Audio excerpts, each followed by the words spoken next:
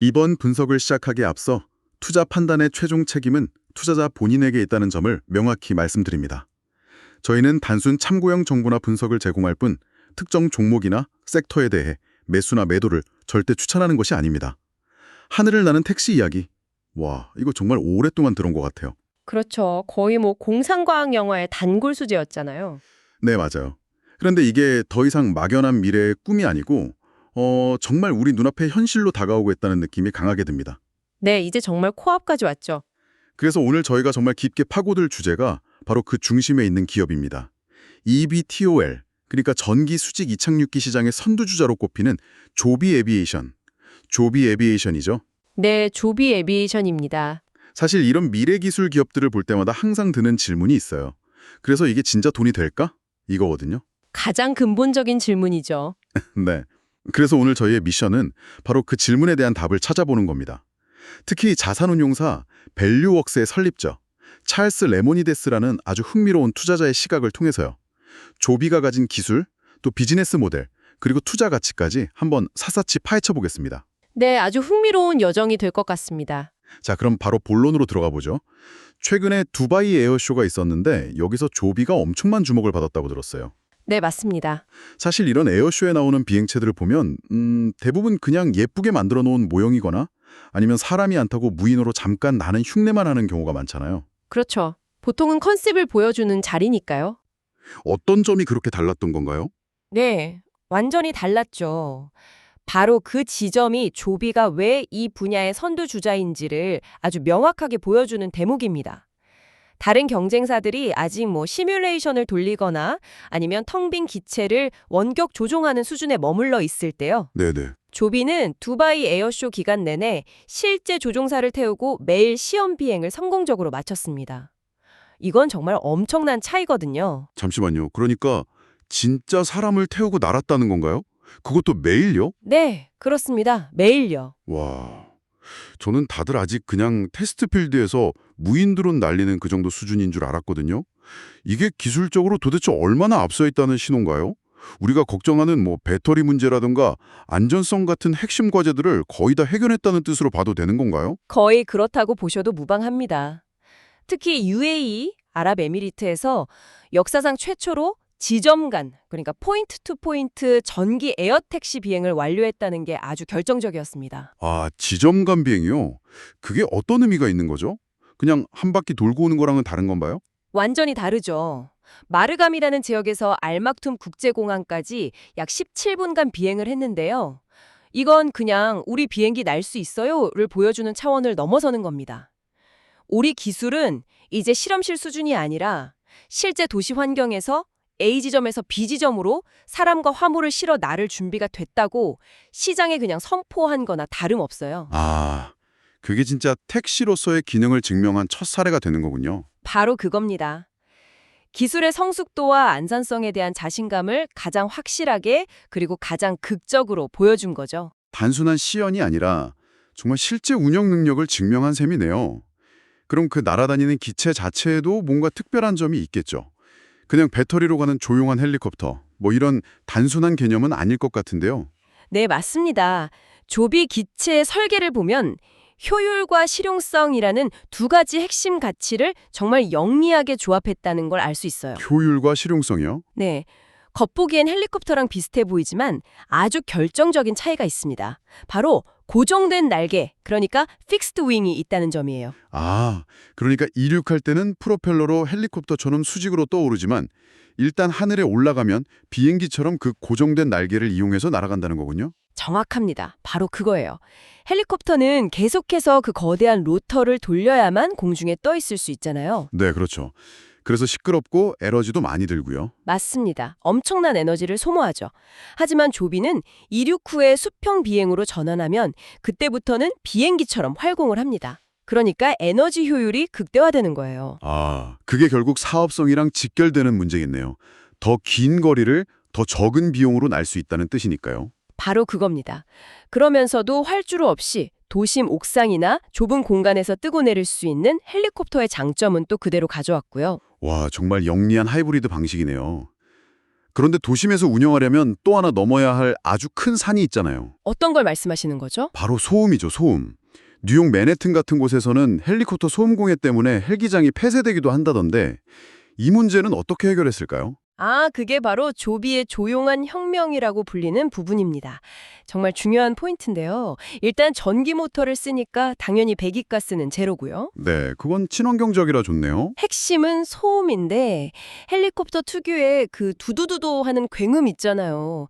그게 거대한 날개 하나가 공기를 막 가르면서 생기는 거거든요. 네, 그렇죠. 압력차 때문에 생기는 소리라고 들었어요. 맞습니다. 조비는 그 대신에 6개의 작고 독립적인 로터를 사용합니다. 이걸 분산 전기 추진 방식이라고도 하는데요. 이 덕분에 소음이 헬리콥터와는 비교가 안 될 정도로 작습니다. 어느 정도 수준인가요? 우리가 일상에서 느끼는 소리랑 좀 비교를 해주실 수 있을까요? 이륙할 때는 당연히 소음이 좀 있지만 100m 상공을 날아갈 때는 거의 들리지 않는 수준이라고 합니다. 길거리에서 나는 일반적인 소음에 묻히는 정도라고 생각하시면 돼요. 와, 정말요? 그 정도면 도심에서 운행하는데 전혀 문제가 없겠는데요? 바로 그겁니다. 이게 단순히 조용해서 좋다 차원의 문제가 아니에요. 도시 한복판에서 사업 허가를 받느냐 마느냐를 결정짓는 이른바 지역사회 수용성, 커뮤니티 억셉탄스를 확보하는 핵심 열쇠인 거죠. 아, 주민들이 반대하지 않는다는 거군요. 네, 기술적으로만 앞선 게 아니라 이 사업이 아주 현실적인 장벽까지 처음부터 고려해서 설계했다는 점에서 높은 점수를 줄 수 있는 거죠. 알겠습니다. 와, 기술력은 정말 의심할 여지가 없어 보이네요. 거의 뭐 미래에서 온 것 같은 느낌인데요. 그렇죠. 하지만 아무리 뛰어난 기술도 결국 돈을 벌지 못하면 사라지기 마련이잖아요. 여기서부터가 정말 궁금한 지점입니다. 그럼 조비는 이 엄청난 기계를 만들어서 그냥 항공사 같은 곳에 팔 계획인가요? 다른 경쟁사들, 뭐 아처나 이런 회사들처럼요? 바로 그 지점이 조비의 전략이 경쟁사들과 근본적으로 다른 가장 흥미로운 부분입니다. 오, 어떤 점이 다른가요? 조비는 단순히 비행기를 만들어서 파는 제조사가 되는 길을 선택하지 않았습니다. 대신에 직접 항공 서비스를 운영하는 회사가 되겠다고 선언했죠. 잠깐만요. 그건 마치 자동차 회사가 직접 택시 회사를 차리는 것과 같은 거 아닌가요? 보통은 리스크가 너무 크다고 생각할 텐데요. 그 엄청난 운영 부담을 왜 직접 지려고 하는 거죠? 아주 날카로운 지적이신데요. 바로 그 리스크를 역이용하는 굉장히 영리한 한 수가 있었습니다. 한 수요? 네, 바로 헬리콥터 택시 회사인 블레이드를 인수한 겁니다. 이건 정말 신의 한 수로 평가를 받아요. 블레이드요? 네, 이 인수 하나로 경쟁사들은 절대 가질 수 없는 3가지를 한 번에 손에 넣었거든요. 아니 헬리콥터 회사를 인수했다고요? 미래기술 회사가 약간은 구식기술이라고 할 수 있는 회사를 사들인 셈이네요. 되게 흥미로운데요. 그 3가지가 대체 뭔가요? 자, 첫째, 당장 돈을 벌게 시작했다는 겁니다. 아, 수익이요? 네, 다른 eVTOL 경쟁사들은 지금 이 순간에도 수천억 원의 돈을 태우면서 개발에만 매달리고 있잖아요. 수익은 당연히 영원이죠. 그렇죠. R&D 비용만 계속 나가고 있죠. 하지만 조비는 블레이드를 통해서 분기당 2천만에서 2,500만 달러, 연간으로 치면 거의 1억 달러에 가까운 매출을 이미 올리고 있습니다. 와, 미래를 위한 꿈을 꾸는 동안에 현재를 버틸 수 있는 아주 튼튼한 현금 파이프라인을 확보한 거죠. 와, 그건 정말 엄청난 차이네요. 다른 회사들이 투자금만 계속 까먹고 있을 때 조비는 실제 비즈니스를 통해서 돈을 벌면서 R&D를 하고 있다는 거니까요. 재무적으로 훨씬 안정적이겠어요. 비교가 안 되죠. 그럼 두 번째는 뭔가요? 두 번째는 운영 노하우라는 눈에 보이지 않는 무형 자산입니다. 항공 서비스를 운영한다는 게 그냥 기체만 있다고 뚝딱 되는 게 아니거든요. 그렇죠. 굉장히 복잡하겠죠. 예약 시스템, 고객 관리, 수십 개의 이착륙장 임차 계약, 공항과의 환승 연계, 조종사 및 지상 인력 관리, 이 모든 게 필요하잖아요. 결국 사람과 물건을 제 시간에 원하는 곳으로 보내는 그 복잡하고 골치 아픈 운영 노하우 전체를 블레이드를 통해 통째로 흡수한 겁니다. 아, 경쟁사들이 이제 막 땅을 파기 시작할 때 조비는 이미 완성된 건물을 인수한 셈이죠. 그러니까 수많은 시행착오를 거치면서 쌓아야 할 그 경험치를 그냥 돈으로 산 거네요.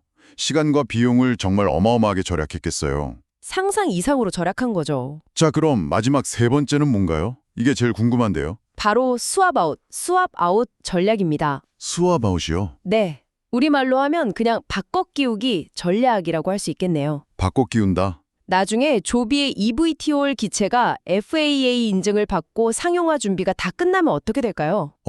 새로운 노선을 개발하고 고객을 모으고 그래야겠죠? 아니죠. 그냥 지금 블레이드가 운영하는 헬리콥터를 빼고요. 그 자리에 조비의 EVTO를 집어넣기만 하면 됩니다. 아, 이미 확보된 노선, 충성도 높은 기존 고객들, 완벽하게 작동하는 예약 시스템, 이착륙장 인프라까지 그대로 물려받는 거죠. 이건 정말 압도적인 우위입니다. 와, 진짜 영리하네요.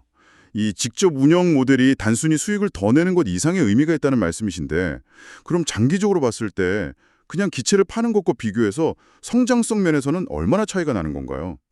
하늘과 땅 차이라고 할 수 있습니다. 그렇게까지요? 네, 왜냐하면 초기 시장의 가장 큰 특징인 희소성을 완벽하게 이용할 수 있기 때문인데요. 한번 상상해 보세요. 2년 뒤에 조비가 연간 200대에서 300대를 생산한다고 해도 전 세계 도시들의 수요에 비하면 공급은 턱없이 부족할 겁니다. 그렇죠. 다들 갖고 싶어 하겠죠. 바로 이 공급자 우위 시장에서 두 모델의 성장 곡선은 아주 극명하게 갈립니다. 어떻게 달라지죠? 구체적으로 좀 설명해 주세요. 만약 조비가 기체를 파는 판매 모델이라면 200대를 대당 예를 들어 500만 달러에 팔다가 생산량을 10% 늘려서 220대를 팔면 매출도 딱 10% 늘어나는데 그칩니다. 아주 정직하고 선형적인 성장이죠. 네, 예측 가능한 성장이네요. 하지만 운영 모델은 마법을 부립니다.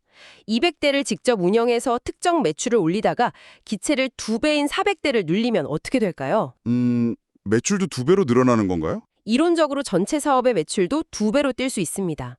이건 제한된 공급 환경에서만 가능한 거의 북미, 더블링 효과에 가까운 폭발적인 성장입니다. 아, 기체를 팔아버리면 그 기체가 만들어낼 미래의 부가가치는 다른 회사, 즉 구매자가 가져가는 거지만 직접 운영하면 그 모든 과실을 조비가 독차지하게 되는군요. 정확합니다. 바로 그 차이죠. 알겠습니다. 와, 기술 그리고 그 기술을 돈으로 바꾸는 비즈니스 모델까지 완벽하게 이해가 됐습니다. 그런데 제 투자자로서의 뇌는 지금 막 비명을 지르고 있거든요. 왜죠? 이거 분명히 엄청나게 비싼 주식일 거야 라고요. 이렇게 완벽해 보이는 회사가 싸게 거래될 리가 없잖아요. 그렇죠. 보통은 그렇게 생각하기 쉽죠. 바로 이 지점에서 밸류웍스의 그 독특한 투자 철학, 깨진 성장주라는 개념이 등장하는 거죠. 맞습니다.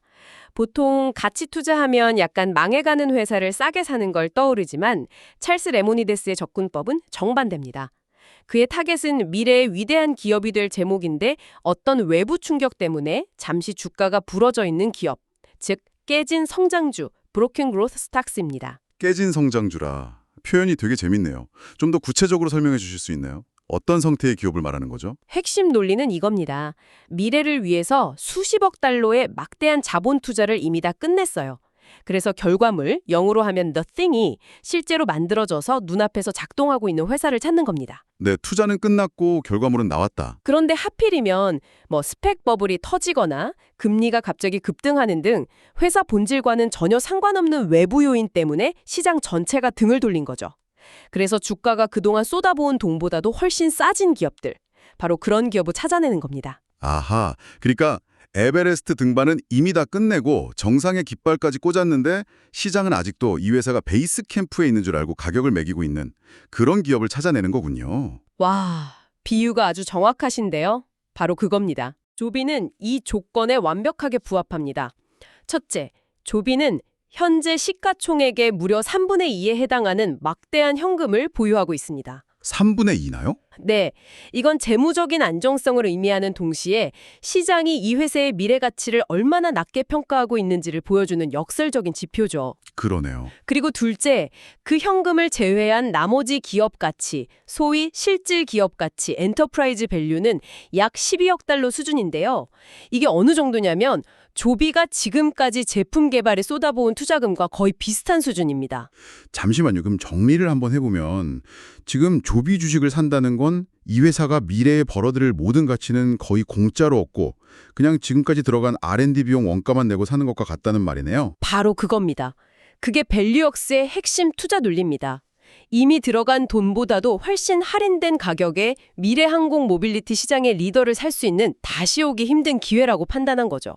와, 비슷한 사례로 수백억 달러를 투자해서 혁신적인 전기 트럭을 만들어냈지만 시장의 외면을 받았던 리비안이나 이미 훌륭한 비즈니스 모델과 현금 흐름을 갖췄음에도 시장의 오해를 샀던 인스타카트 같은 기업들이 있습니다.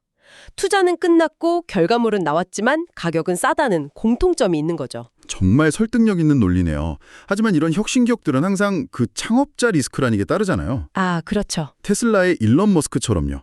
조비 역시 창업자인 조벤 비버트라는 한 사람의 천재성에만 너무 의존하는 그런 구조는 아닐까요? 그가 갑자기 SNS 회사를 사고 싶어지면 어떡하죠?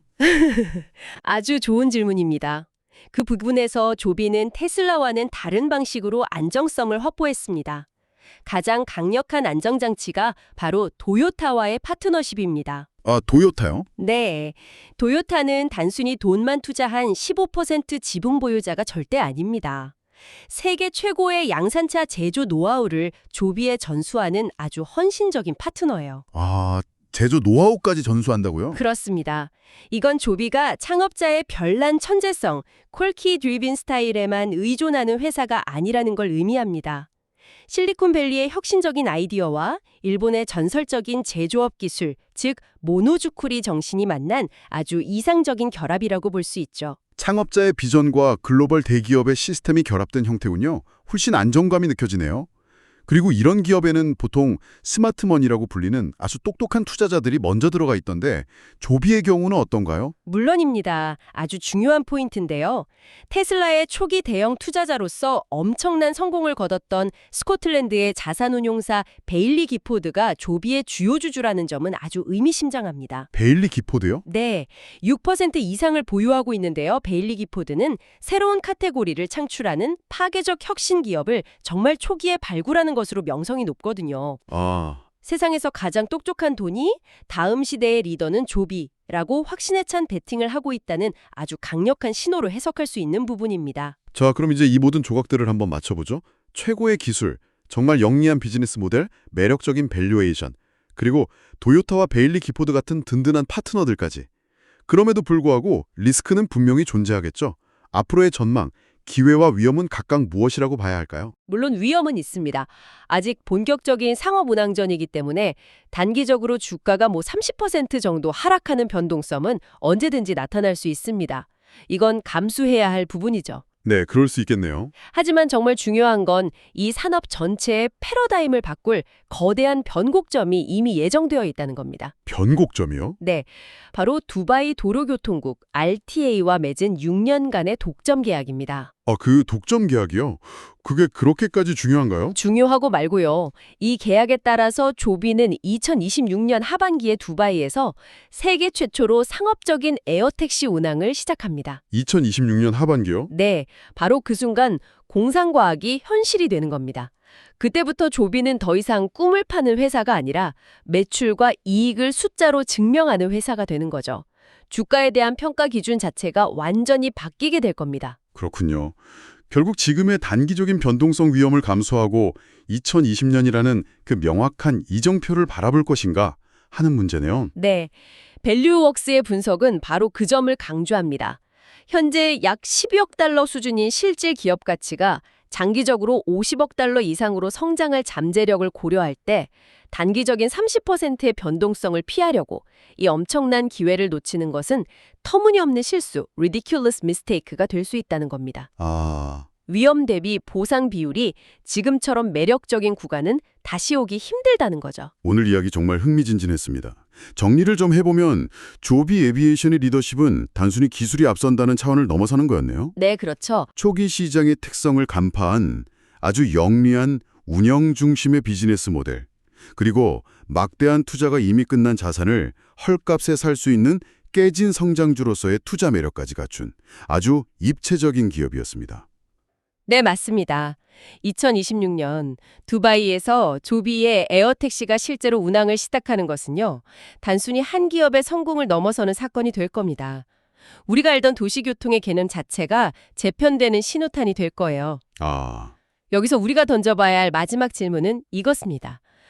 하늘이 더 이상 장벽이 아닌 뻥 뚫린 고속도로가 되었을 때 과연 어떤 산업들이 지금 우리가 상상하지도 못했던 방식으로 근본적으로 재편될까요? 부동산의 가치부터 응급 의료 시스템, 도심 물류에 이르기까지 정말 많은 것들이 바뀌겠네요. 상상하는 것 이상으로 바뀔 겁니다. 다시 한번 말씀드리지만 투자 판단의 최종 책임은 투자자 본인에게 있다는 점을 명확히 말씀드립니다. 저희는 단순 참고용 정보나 분석을 제공할 뿐 특정 종목이나 섹터에 대해 매수나 매도를 절대 추천하는 것이 아닙니다. 항상 여러분의 성공 투자를 기원합니다. 내용이 좋으셨다면 구독, 좋아요 부탁합니다.